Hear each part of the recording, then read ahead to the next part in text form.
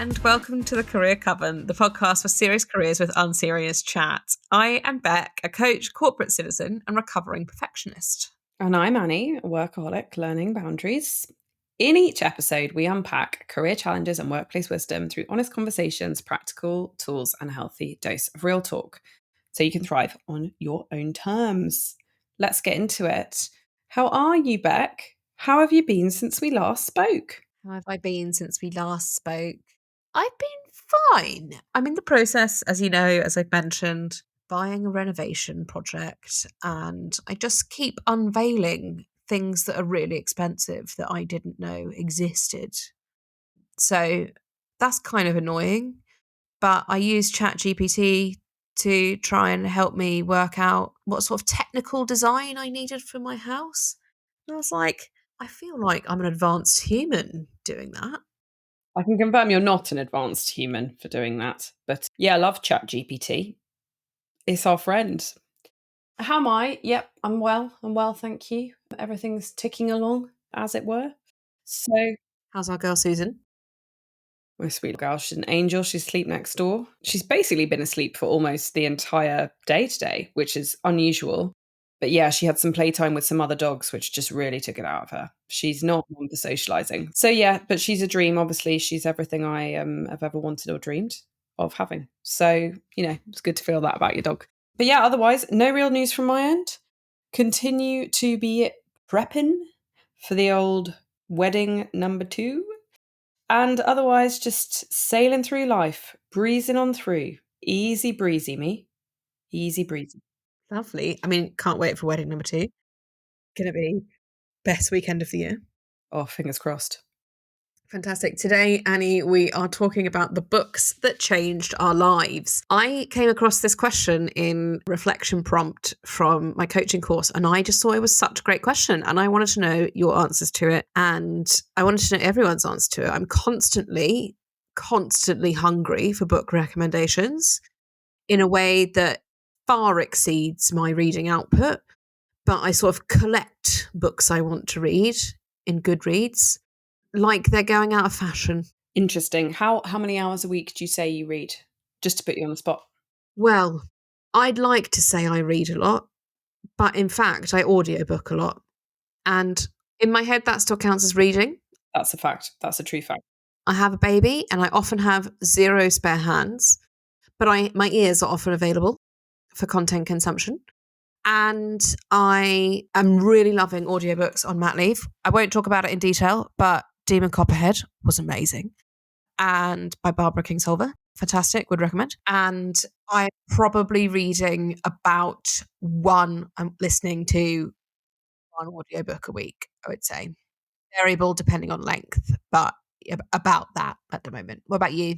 Definitely not that much, unfortunately. But I also probably listen to audiobooks more than reading. But I actually love to just sit down with a book. It's one of the things I find most relaxing. So, but yeah, my current work life means that I probably listen to more audiobooks. And it does count as reading. It's reading. I also think it's really hard to read when you've had a really big day of work. I don't find reading necessarily easy. Is that fair? Maybe. But when my brain is wired. But when I'm on holiday, I can read all day, every day. Obviously pre-child, but I would literally just read 10 books a holiday and have the best time. So that normally my book consumption is lumpy with my holiday timing, I would say. The other thing I would say, which I recently discovered, and I don't know if you saw this when it was sort of doing the rounds on the internet, is how some people, when they read a book, like an actual book, not an audiobook, the speed at which they read is basically their voice reading the book in their head. And some people don't have a voice in their head reading, and those people can read a lot faster. So I'm really jealous of those people. Do you have a voice reading? Oh, what the fuck? I'm so jealous. So you are hearing your own, Yeah, so the max speed that I can read at is basically speaking speed. Oh yeah, no. I definitely don't have that, no. Congratulations, you're in the Fast Readers Club. There's I'm going to link to it in the show notes for anyone who's not familiar with this whole thing, but it is genuinely mind-blowing to me that people can read books without their own voice narrating it. Yeah, interesting. Let's put that in the show notes. I would love to read that. I hadn't heard of that. I hadn't seen that, but I'm pretty sure I don't have that. It's something to do with like, I think, I've totally forgotten the name. I should have looked it up earlier, but it's basically your throat is almost making the shape of speaking without you actually speaking. Ooh, interesting. Yeah, really strange. Anyway, we want to talk about books, how great they are. They can be such a great source of kind of insight and learning. Are we going to talk about fiction and non-fiction today, or should we focus on non-fiction? Well, my two that I've bought and our one shared, non-fiction. So I haven't bought any fiction recs, to be honest. So this should maybe be the non-fiction books that changed our lives. I like that clarification because there's a lot of fiction that's incredibly moving. Let's park the fiction for now. Let's focus on non-fiction. The book, obviously, that immediately came to my head is the book that I have recommended on nearly every episode of this podcast, which is Designing Your Life by Bill Burnett and Dave Evans.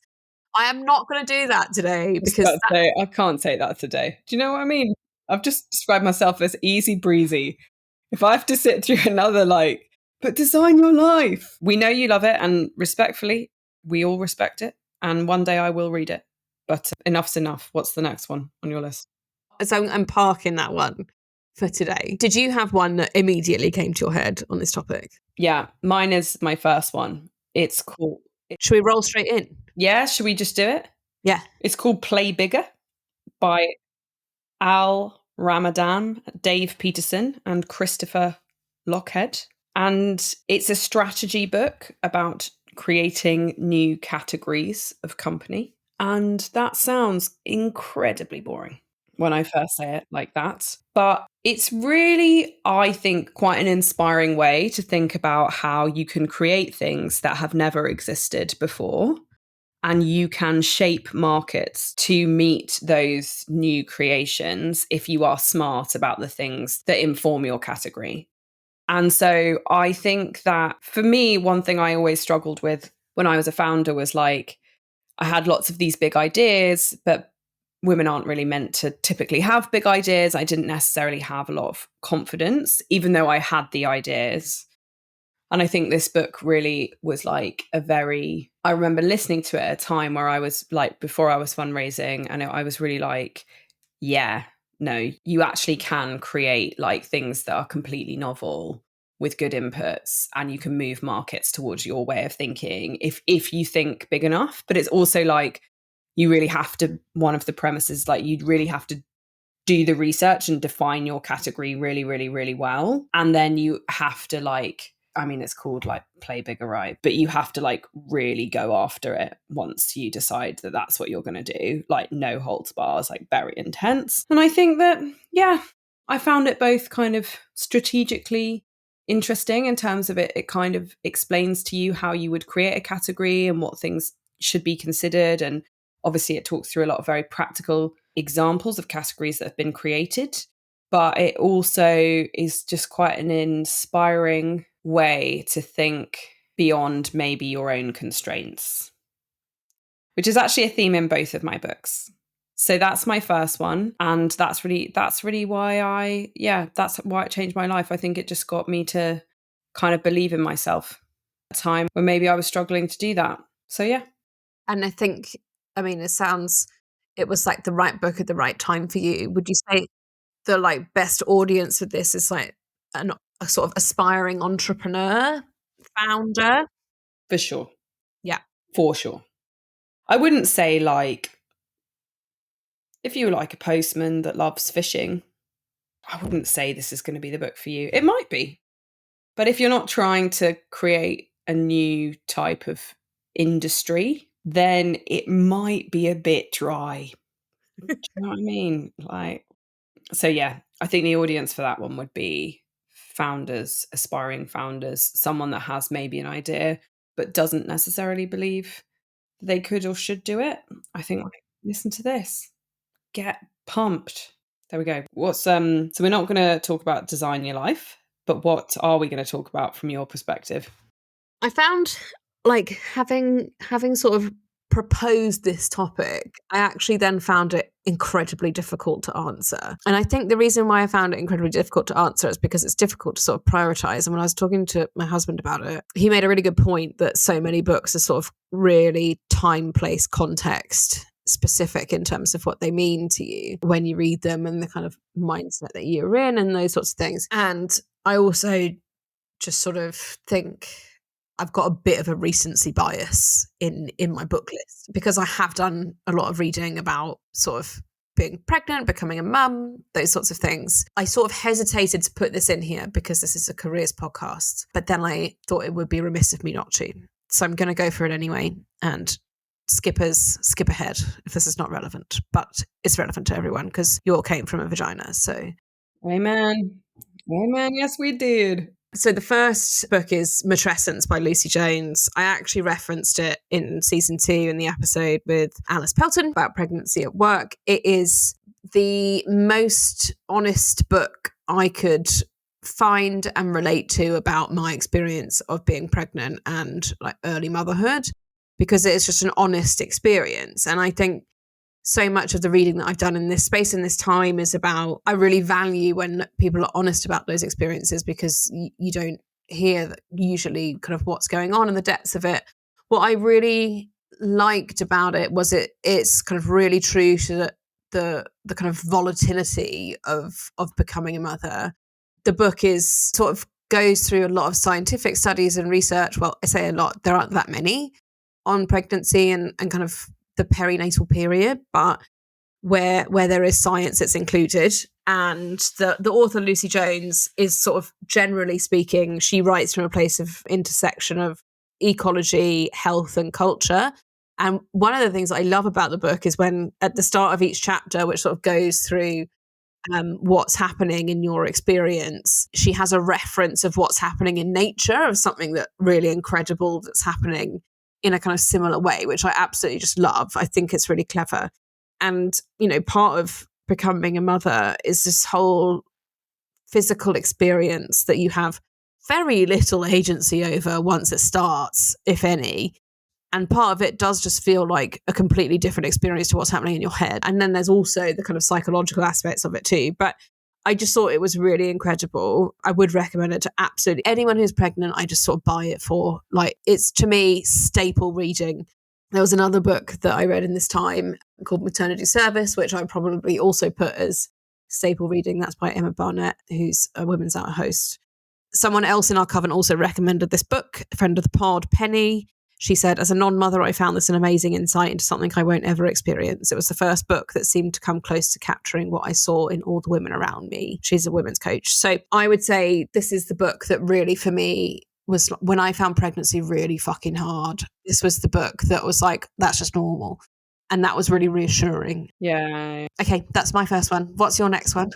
So my next one is a book called The Gift by Edith Eger. It's called The Gift, 12 Lessons to Save Your Life. And Edith Eger is a Holocaust survivor and a clinical psychologist.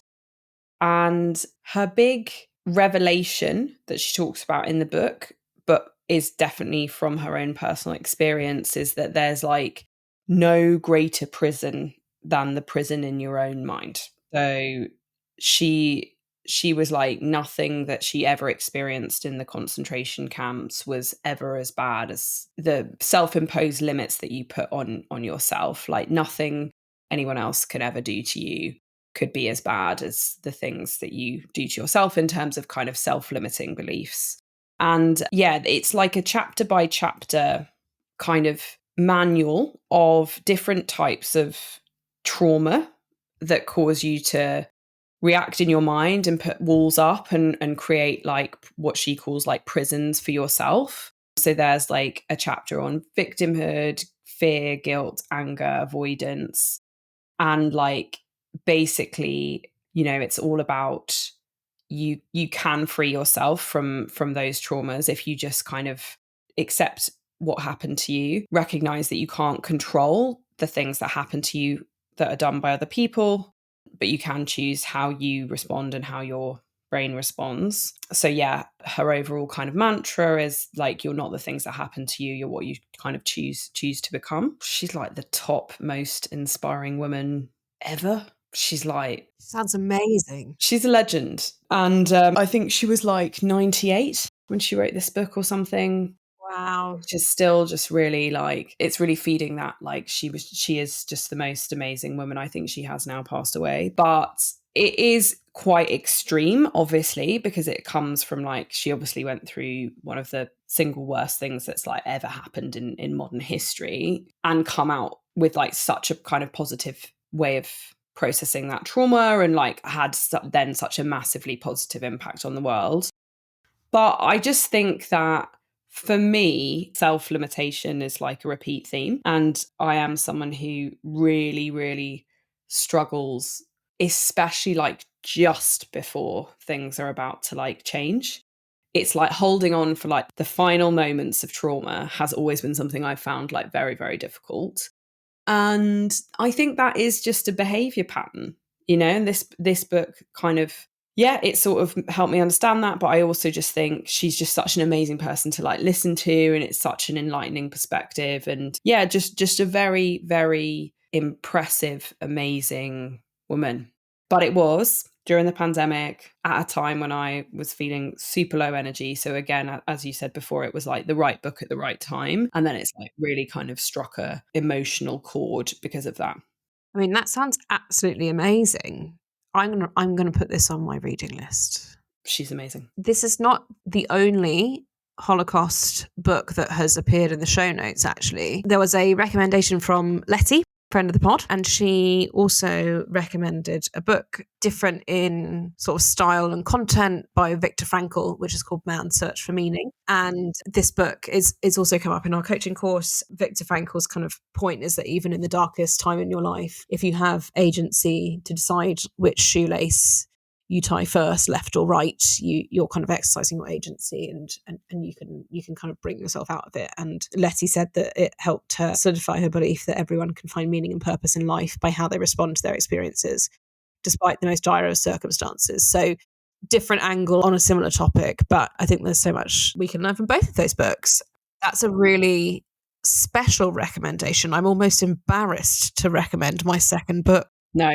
Come on. I'm just going to gear switch, change the tone completely. We need it, to be honest. Everyone, just forgive this clunky segue into definitely a different vibe of memoir. So again, this book, Time and Place, I read it. It was in the pandemic. On my first holiday, I was like severe burnout from crisis job and was sort of looking to be inspired. I did the thing that I've mentioned on another episode where I bought a non-fiction book at the airport and wanted to change my life, and turns out it did. So I've slagged off Mel Robbins and to some extent Brené Brown, and here I am eating my words. It's Untamed by Glennon Doyle. For those who can't see, that was a chef's kiss from Annie. Yes, it's a beauty. I have to confess, I've actually never listened to her podcast. That's probably an own goal. But Glennon Doyle, it's also not her first memoir. Pretty sure she wrote one before that called Love Warrior, which was an Oprah's book club pick. She writes, generally speaking, about kind of identity and addiction and relationship, and generally is about kind of empowering yourself. What I really like about is, I suppose that perhaps I just like Glennon, and the book is a great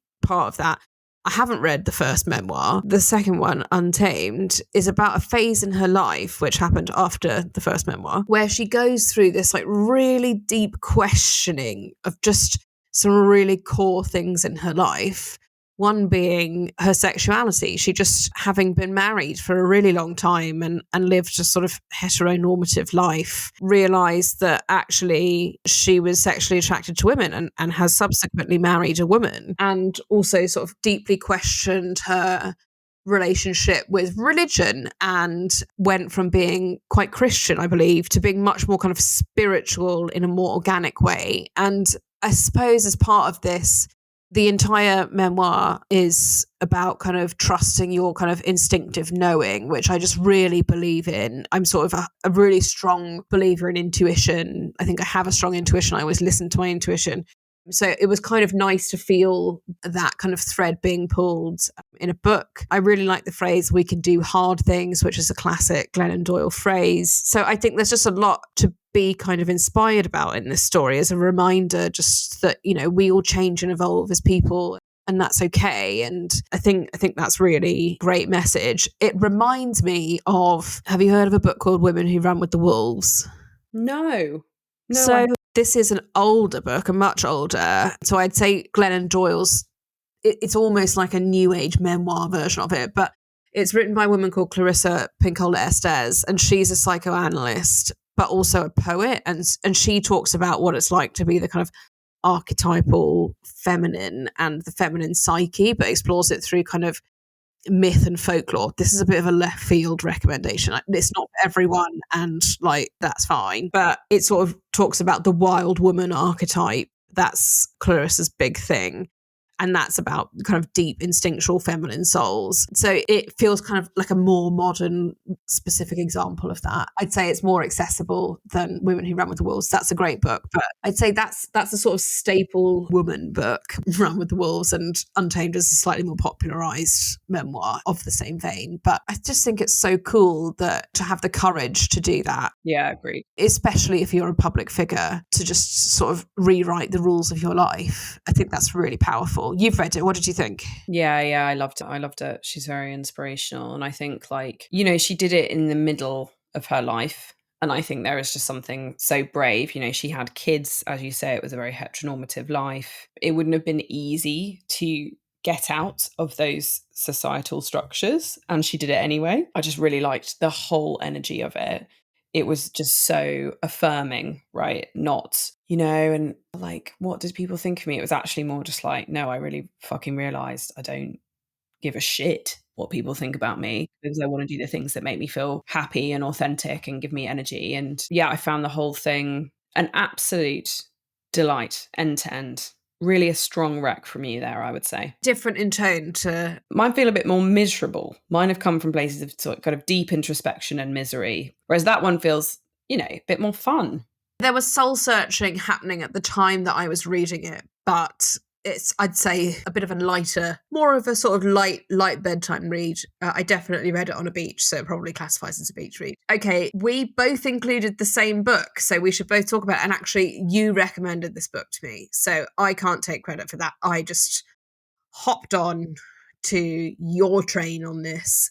Tell us all about it. I was recommended it by another brilliant woman called Meg Donnelly when we were both starting freelancing after having been startup CEOs. And she was the only person that I knew that was going through a similar time to me. And she was like, you've got to listen to this book. It makes you rethink everything and how you're living. And I was like, okay. It's got a really like plain cover. And it's like, and then, yeah.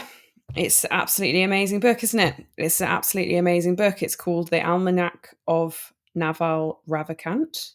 I hope I've said that right. I listened to an audiobook. You did.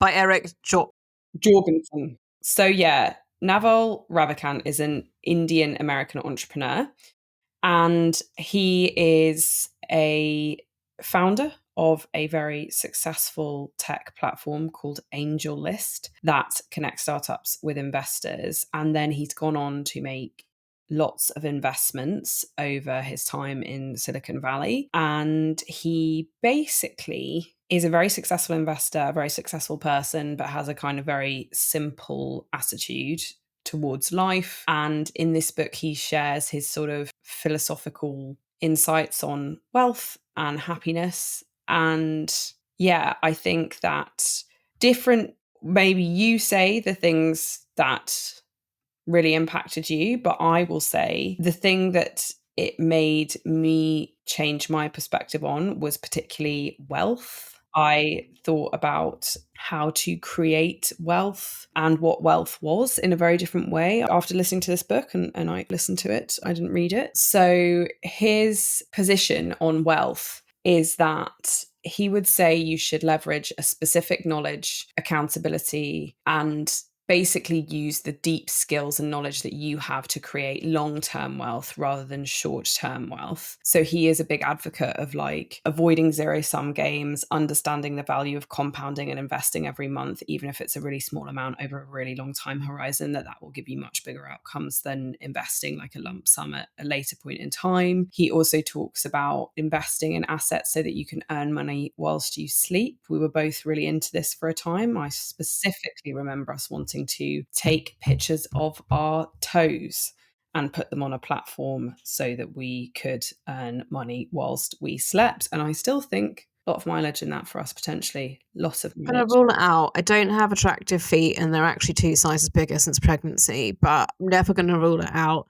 I agree with you. I think like there are kind of 2 main threads in this book. One is sort of personal philosophy on happiness, and one is on wealth and money. I agreed with him on the personal philosophy aspects. I think, he sort of talks about desire is suffering and happiness is a skill and not a goal. I think I agree with those things. It's kind of Buddhist leaning. It's a bit The Good Enough Life by Avram Alpert, which is another one that I'd listened to, and similar sort of things. I don't feel like I learned as much from those bits, but I did definitely agree with them. So thank you so much, Naval. I definitely found the financial part of this the most interesting. I think it's kind of interesting just to think about how you learn about financial literacy.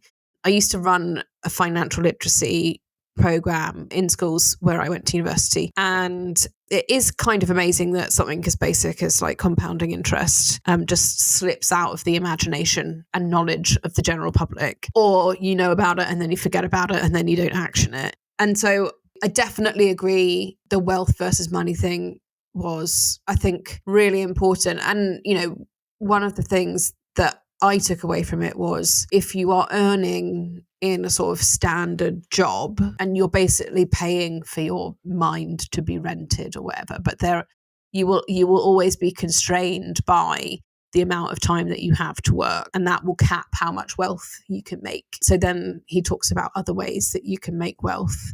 Don't rely solely on that method. Obviously, you and I still have full-time jobs, so I haven't quite gone full Naval yet. we haven't gone full Naval, but I wouldn't rule it out at some point. I think it's not enough people talk about financial literacy and personal wealth and those sorts of things.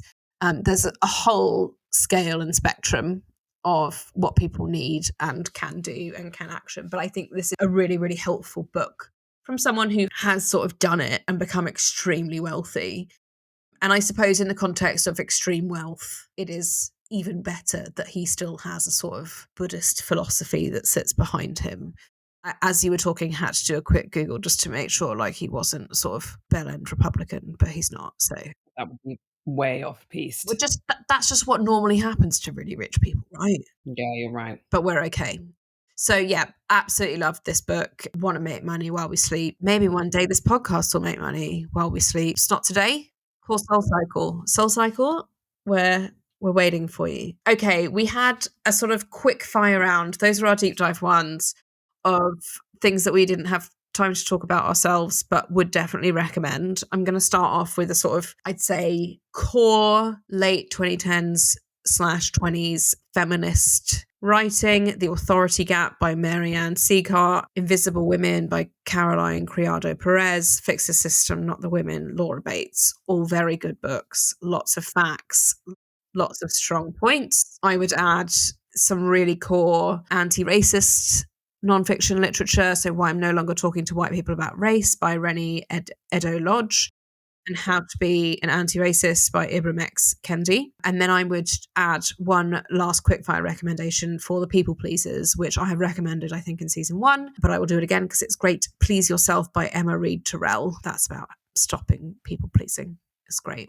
What else is on your quickfire? There's a very good book called The Great CEO Within by Matt Mockery. And yeah, this is like an instruction manual on how to run a business. And it's super dry if you're not running a business, but it's super useful if you are running a business for the first time. So yes, I found that an incredibly useful, practical tool. There we go. You got one more. I'm not going to say it. You're not going to say it. Okay, I'll say it. I really liked Michelle Obama Becoming, but you didn't. So why didn't you? Did I shame you into not saying it? No, I just thought we might be running a little low on time. Should we get into it? Go on, why didn't you like it? I'll tell you why I liked it. I actually just found it really boring, and all the really exciting bits about being in the White House is obviously not allowed to talk about. So I feel like I was really interested, and I feel like I think if I reread it now, having had kids, I might have a different take on it. But I was sort of sad when she was just talking about her program that she ran from the White House, and it sort of just made me feel like she had minimized herself. But tell me why you like it, because I am definitely in the minority, because everybody bloody loves this book minus me. I liked it because I felt like she was kind of saying there's no fucking way he could have done it without me, and that's just true. And I also thought it was a really clear, like, and this is just the start from me. He's had his time and now I'm going to have mine. And that's how it left me feeling. It left me feeling like it was a very honest reflection of the sacrifices she had to make for him, which were so many, right? You know, there's no question that she was and is exceptional in her own right, and that they chose him.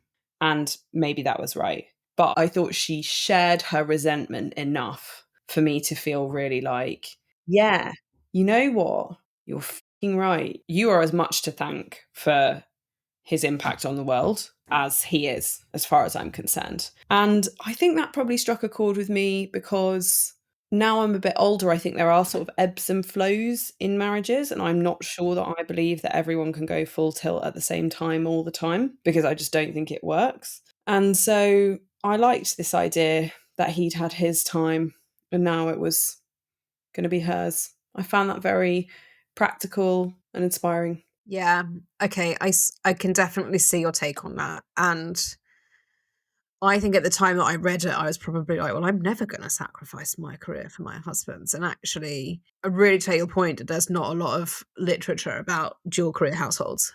I really think that's true. And there's a lot that we can and should learn from people about that. Have you got anything on your want to read list? I actually feel like if we go through all the listener recommendations, that will become my want to read list. Yeah. Because There are two books coming out right now that are on my list. Previously mentioned in another episode, Moral Ambition by Rutger Bregman. Loved his first book, Utopia for Realists. And Jacinda Ardern, like the political powerhouse and lovely human being, former PM of New Zealand, on a different kind of power. So excited about those. I'd be Yeah. excited about that. She's right up my street. Yeah, she's the bomb. Okay, shall we go through one by one each? Yeah. Listener X. Okay, we've got one from Tim, How to Be Everything by Emily Wapnick. He says, all of a sudden, a bunch of slightly odd-looking career changes made complete sense. We will link a TED Talk in the show notes, which explains it in more detail. Amazing. Okay, How to Avoid a Climate Disaster by Bill Gates. This is from Irving. Help me grasp the scale of the climate crisis in practical terms and what it would take to address it. It was a key reason I started taking the issue more seriously. I would recommend it as a starting point for anyone curious about climate change and unsure where to begin. What a great recommendation. Yeah, really good. We've got White Fang by Jack London, recommended by Druty. It's an amazing book to return to again and again. I first read it as a child and it just helped me understand humans a lot more. Great. That'll be on my list. Okay, East of Eden by John Steinbeck. That's recommended by Mike. I read East of Eden last year, which was pretty special. It made me realise that your problems aren't unique to you and the human condition is timeless. It's a beautiful book about people. That's on my list. When I got that message from Mike, I was like, yeah, okay, adding it. We've got a fiction rec here, Anne of Green Gables by Lucy Maud Montgomery, recommended by Janie. It was the book that taught me that being a strong woman isn't a two-dimensional pursuit. You can long for a puff sleeve dress, luscious auburn hair, and still be top of your class and kick ass. It's a quietly feminist masterpiece of a young adult novel that I'd recommend to any young person. God, love that. Yeah, that's such a great take on Anne of Green Gables. Okay, Attached by Amir Levine and Rachel Heller. This was recommended by Iona. Totally redefined everything I knew about platonic and romantic relationships up to that point and transformed how I related to them afterwards as well. I know that I was like, I need to read that when I saw that one. Got a few recs coming up from Penny, previously mentioned, friend of the pod. Penny Jones, legend. The first one is If Women Rose Rooted by Sharon Blackie. All women should read this book, particularly anyone working through any sort of transition, but really just anyone. I recommend this to all my clients and most of my friends. Okay, next one is by Herminia Ibarra, who we've mentioned on the pod before. It's called Working Identity, and it's another one of lovely Penny's recommendations. For women particularly, what we do and who we are can become very tightly bound. Amen. And that can stop us from making change in what we do because we fear what it says about who we are. God, this is already profound. This helped me change my career after almost 2 decades and give myself permission to hold what my work and my life say about me a little more lightly. Next rec from Penny. She came in hot with a lot and they were all good. And they're all good. They're all in the show notes because she came in with some strong rationale. This book is by Linda Grattan and Andrew Scott. It is called The 100-Year Life. This book was also an eye-opener for me in my career transition, understanding that our working lives look very different from those of our parents and that we need to create a career that does too. Amazing. Okay. We'll link the rest of Penny's just because they're absolutely great, but there's quite a few of them. So we'll move on to Letty's recommendations. Brené Brown, The Gifts of Imperfection. So for Letty, the notion of vulnerability as a strength was almost alien to her, as she'd been turned off by vulnerability her whole life, both her own and everyone else's. Realizing that it was the secret to true connection and belonging was literally life-changing for Letty and marked the beginning of a whole shedding of her own armour. Gosh, what a review. I mean, you've read Brené a lot, right? Yeah, she gets me in a mood. And it's a good one. Letty's final recommendation was the one we mentioned earlier, which was Man's Search for Meaning. We also had a couple of quick ones from Katie, who recommended Outliers by Malcolm Gladwell, and Kat, who recommended The Power of Now by Eckhart Tolle. Eckhart Tolle is one of those people who I've never engaged with, but lots of people do. And Just about to say the same. So we should probably engage, at least one of us. We'll come back next season to talk about Eckhart Tolle. Yeah. Amazing. Well, I think that was all we wanted to cover today. Yes. But before we outro, Annie, now that we've gone through all of those books, what are you putting next on your reading list? Oh, good question. I think I'm going to put East of Eden, John Steinbeck. But I'm also going to put If All Women Rose by Sharon Blackie, because I think I am always in some sort of transition. So those are the two. What about you? I also put those two on mine, and I'm obviously going to put Edith Eger on. That feels like a good book, but one that I need to just also be in the right headspace to engage with. In a way. So it might be a sort of a chapter a week. Dip in and out. Keep it light. Keep it fresh. Keep it light. I like having like 2 to 3 books on the go so I can sort of sub in. Ooh, interesting. I'm about to finish a fiction book, so it's maybe time for a non-fiction. Nice. Okay, well, that's it. Thanks for joining us today. As always, if something in today's episode resonated with you, spread the magic. Share it with a friend, post it on your socials, in your group chat, or leave a rating and review on your favourite podcast platform. That's how the Coven grows. Until next time, bye. Bye.